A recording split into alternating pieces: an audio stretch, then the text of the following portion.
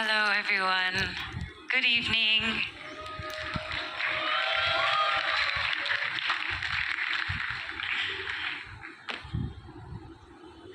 I grew up without a cell phone. Who here grew up without a cell phone? Still growing up. I remember a time when prank calling using clips from Friends episodes on my answering machine was the cool thing to do. Like if a boy had a crush on me, he'd stick a recorder next to the television, then he'd put that recorder onto the phone, and then he'd call me, and then my answering machine would pick it up because the character's name was Monica, and she was a really big nerd, and I was a really big nerd, so it was a very obvious choice. Do you remember, I don't know if you would remember, but I remember a time when there were beepers and there were codes that you would use to tell someone that you loved them on a beeper. Anybody know that? Anyway, it was like a 1, 2, 3 something or the other. Anyway, I remember a time when there was no Facebook.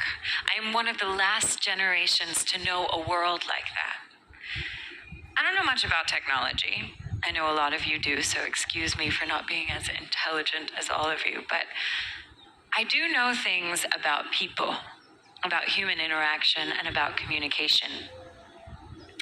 I lived in New York during a time when people needed to send text messages to their crushes or new boyfriends or that BFF, FF who messed up. And so you'd send those long text messages, you know, tirades. Anybody send long text messages that resemble novels, novellas, and then, you know, you want to change your phone, but you want to keep all the messages because that's the beginning of your relationship. And remember when and all that stuff. But at that time, we had Nokia phones, and just to get to the letter C, you'd have to push a button 4 times, and then if you made a mistake, you'd have to delete everything, and it would take forever. Nevertheless, the invention of the text message, was something that really revolutionized the way that we communicated. It offered us a certain type of freedom. It eliminated a certain kind of risk. It was less intimate. And therefore, it was the preferred method of communication for those of us who were experiencing this new form of technology. At that time, you know, if one couldn't Google the news while they were bored, like if any of you are on your cell phones because you're not feeling whatever's happening on stage, you had to be present, even when something was boring, because you had nowhere to escape. And now we can just pull something out of our pocket and escape into the Snapchats and the Facebooks and the Instagrams and the Reuters news, and it's a different time. People couldn't open up apps, you know. Now I have some friends in New York who have these, and I think maybe you have these apps. It's called Happen. Anybody heard of Happen? Yeah, are you on Happen? Monica Dogra is nearby, within 10 meters. Anyway, it's really amazing actually that you can open up this app, and it tells you, it sends you a photo of who is close by and who is single, and then if I think the girl has to accept the guy first, and then the guy can say yes, and then you know that someone's close. I mean, we're not looking up anymore to discover who's around us. We're looking here. There used to be a time when we'd have to take an active step in order to write the story of our day, as in physically take an active step to write the story of our day. There was a time when we needed to walk up to a stranger and actually speak to them in order to uncover their story. But those times are starting to change. Now, we can go to a site and I can search for a page, and that page represents an entire person. So we find that unidimensional page that represents an entire being: flesh, soul, beating heart, history, family, struggle, achievements, failures. And then I can place a judgment on that singular unidimensional page, and I can decide whether I like the person, whether I don't like the person, whether I approve of the way that they're living their life. And ultimately, though, I think we can all agree that that singular unidimensional page is an inaccurate description of the entire person that I'm sitting here judging as if I'm receiving the whole story. Correct? Incorrect? Correct? So what I'm about to say is, can you change to the next slide? I totally forgot. this is what the talk is about. Intimacy in the urban grid, where technology represents limitless options like Happen, like Tinder, like Grindr, like Facebook, like Google. In the guise of possibilities, every person is a limitless story, a limitless an infinite possibility, but belittles the core of the very nature of humans, that our nature is actually to truly connect, to grow, to build, to expand with one another. Can you take me to the next slide, please? So what's happening is, can you tell me what that says? That's right, this guy. Do you make music? Yes, I thought so. This shit is dangerous. So I say to myself, as well as you, and I'm telling myself this as well because everybody knows if you follow me on Snapchat or Instagram, I'm highly engaged in social media. Human beings are not unidimensional. We are four-dimensional, maybe even six-dimensional beings, depending on how far you are in your meditation practice or whatever. If you line up all the people I've dated over the years, they all look different. They all come from different walks of life. They're all, surprised. Why are you laughing? Huh? Oh, thanks. This is not your show. This is this show right now. And you're distracting me and making me shy. Okay. They all come from different walks of life. Like occasionally they wear red suits and occasionally, but they all helped me to uncover mysteries, aspects of who I am that I would never have known before if I hadn't have been open to discovering them, and by virtue of discovering them, discovering an aspect of myself. Which brings me to one of my favorite New York City stories. Next slide, please. So my boyfriend had dumped me. Right, surprise, surprise. And I was down and out, so I decided to take myself out, as girls often do, or as people do. So I took myself out alone. I went to the nearest bar, and I sat down alone at the bar, and I just watched the beautiful bartender serving drinks while I served myself many drinks. And suddenly she noticed me. She was like, "Hey, are you okay?" And I was like, I hope so. And I obviously, did not look okay. And she laughed and she said, "You know what?" Next slide. "Hope is faith's crippled sister." And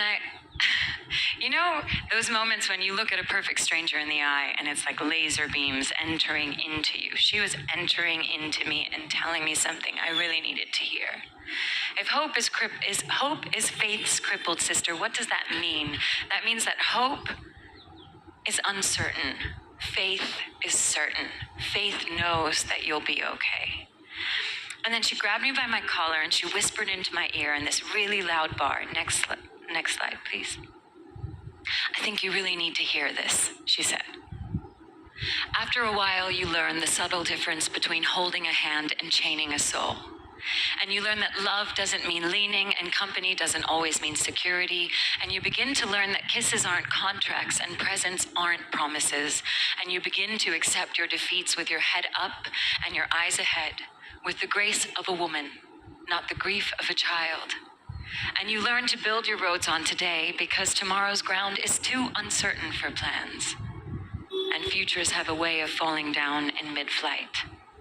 After a while, you learn that even sunshine burns if you get too much. So you plant your own garden and you decorate your own soul instead of waiting for someone to bring you flowers. And you learn that you really can endure, that you really are strong, that you really do have worth, and you learn and you learn and you learn. With every goodbye, you learn." I didn't write that. Veronica Schofstall wrote that, but it was said to me in the middle of the night while I was brokenhearted.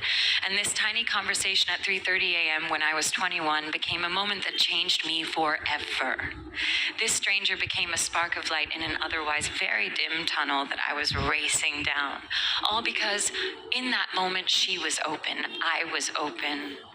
All because she had the courage to step over a social boundary and share with me heart to heart. Maybe this is one of the most magical aspects of human life, that we have intuition, that we can affect the emotional trajectory of someone else's life in just a fleeting moment of openness. This brings me to the next thing that I've been thinking about. What I mentioned earlier, dating apps, dating culture. To be honest, I've never actually been on one, and I felt pretty left out of the whole thing because it sounds really cool. I mean, just imagine, the entire single world is at the drop or at the push of a button. But over the past few years, I've started to pay attention. New York has changed. Even Bombay is changing. Even India has changed. Delhi is changing. The world is changing. If you go out to a bar, people are mostly now on their cell phones, or they're interacting with people that they already know. No one's going out to meet new people. That sense of discovery in the physical world, it's starting to dwindle. It's been replaced by a sense of discovery in the digital world, because the risk is far less and the options are far more, or so we think. I have so many crazy, beautiful single friends, and most of them say that they'll remain single because the dating world is just so odd. It can be fun, and they definitely think that it's easy, but most of the time it lacks a certain kind of intimacy in the physical world. So could it be possible that much like the fast food movement and the fast fashion movement now being balanced by the slow organic food movement and people now buying vintage or investing in sustainable fashion, that it might be time for us to pay attention to the effects of the fast love movement? And perhaps we can respond to this realization with a meaningful and mindful relationship with digital love? Maybe? As most of you know, much of my work is online. I mentioned that earlier. I actually really love social media. I think it's granted me a lot of power, a lot of autonomy in my career. I can choose how I represent myself, but I work in an image-based industry, for better or worse, and digital representation is a big part of what I do. However, what goes online is actually not at all an accurate description of who I am entirely, what's happening in my day. Is your Facebook or your Instagram actually a legitimate representation of who you are? No. I mean, when was the last time that you decided to tweet, hey, I woke up with this zit? Or like, your Facebook status was like, today, constipation, guys. That pale puri, it was rough. You do that? No? Okay. I mean, I don't do that. I don't do that. But anyway, some of you might be brave enough to share, like that guy is brave enough to share these sides of himself. But anyway, Snapchat. Some girls use the Snapchat filter all the time. It thins your face, it narrows your jawline, it widens your eyes, and it makes your skin look glorious. And they're like, that's me, that's not you. And I speak as someone who is regularly photoshopped, okay? I am regularly photoshopped. But I'm just saying that as someone who is photoshopped on the regular, I'm just saying it's important to create a separation in our minds about real life and digital life and the gray area that lies between. See what I did there? The gray area. I reached out for public funds a few years ago for one of my projects, and as a result, a hate article about me went viral, shared by many people I had known and loved over the years. People who had slept in my house, people I had made music with, people who I had toured with, people who I hug, people who I loved. Suddenly, I was confronted with this crazy thing where I was not a human being to people who knew me personally.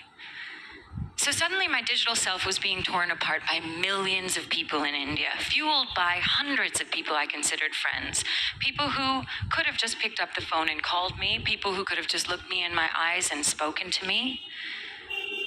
So why was it safe to troll? Why was it suddenly okay to pass baseless judgment? Why was it safe to spread hate digitally? I'm just not about that life.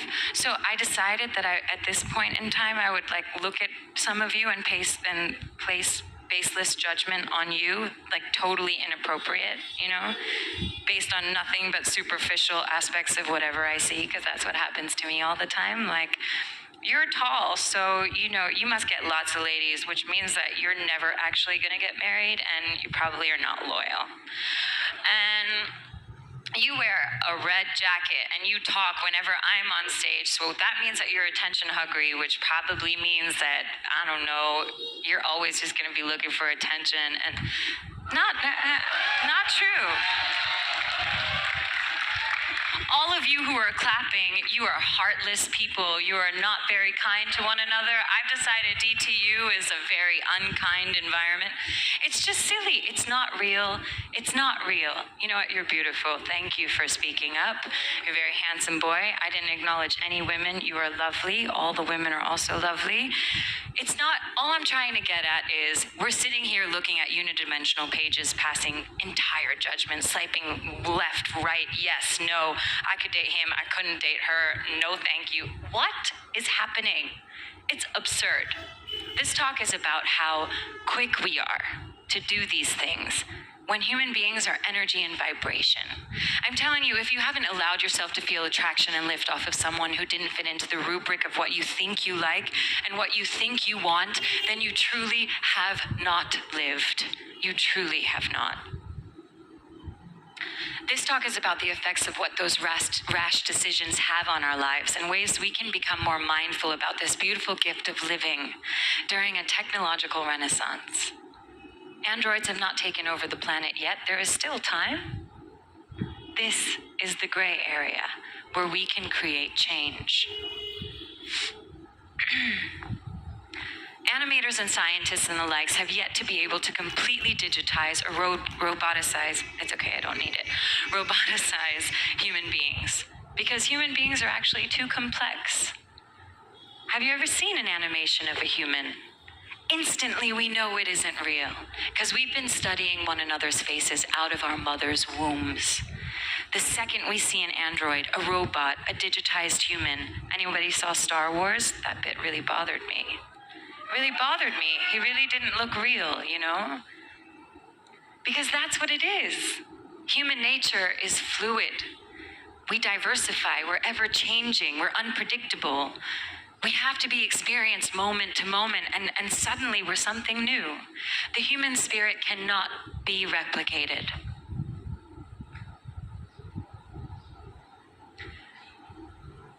We are too nuanced. We are infinite. So I invite you just to consider the infinite possibilities of every being around you. I invite you to remember the infinite you beyond digital spheres. I'm going to attempt at practicing this myself. Because even if you experience rejection, even if things fall apart, even if a person lets you down, it is through living you learn. It is through experience that you learn, that you really can endure, that you really are strong, that you really do have worth, and you learn, and you learn, and you learn. With every goodbye, you learn. Thank you.